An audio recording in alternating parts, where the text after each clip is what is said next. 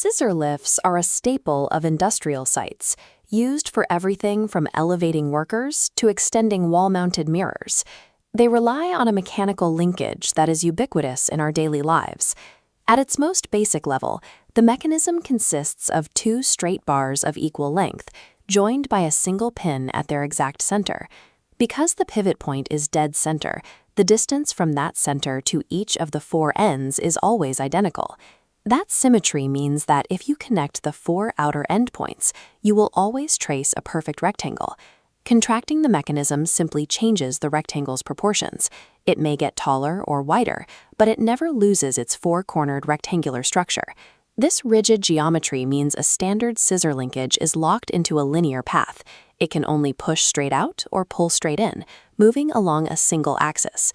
If we take several of these identical straight bar units and chain them together end to end, the linear behavior scales up. Linking the units edge to edge creates a continuous mechanism. Because each individual unit outputs perfectly parallel forces, the entire chain will stretch out in a single direction. No matter how many units we add, the assembly will never naturally drift from its axis or curve back around to meet itself. Creating a dynamic, closed circle requires us to break this linear destiny by changing the geometric rules of the individual components. To break the linear path, we introduce a permanent, rigid bend exactly at the center of each bar. Instead of straight lines, we now have a set of identical V-shaped components.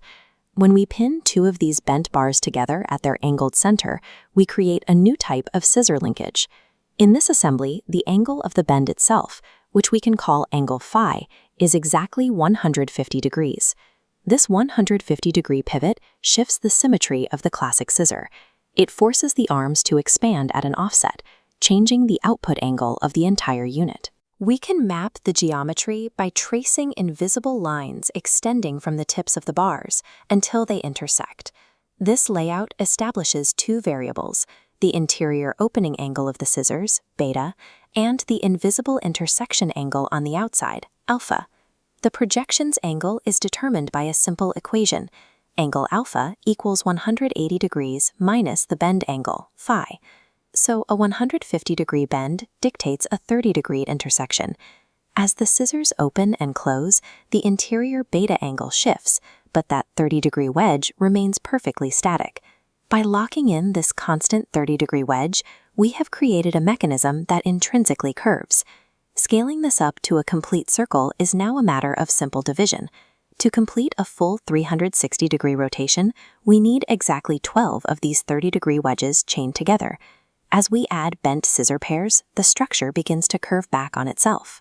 The invisible intersection lines of each pair now align perfectly, forming the spokes of a hidden wheel. Changing the initial bend would simply alter the size of the wedge, requiring more or fewer pairs to complete the circle. This is the final result: 12 pairs of bent scissors fully connected in a compact state.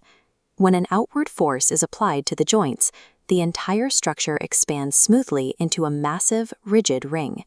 Because of the underlying geometry, the structure maintains a flawless circular shape, whether it is fully retracted or entirely expanded. The Hoberman circle translates an abstract algebraic proof into a tactile, kinetic experience. It serves as a reminder that massive, dynamic systems are often governed by a single, perfectly rigid rule.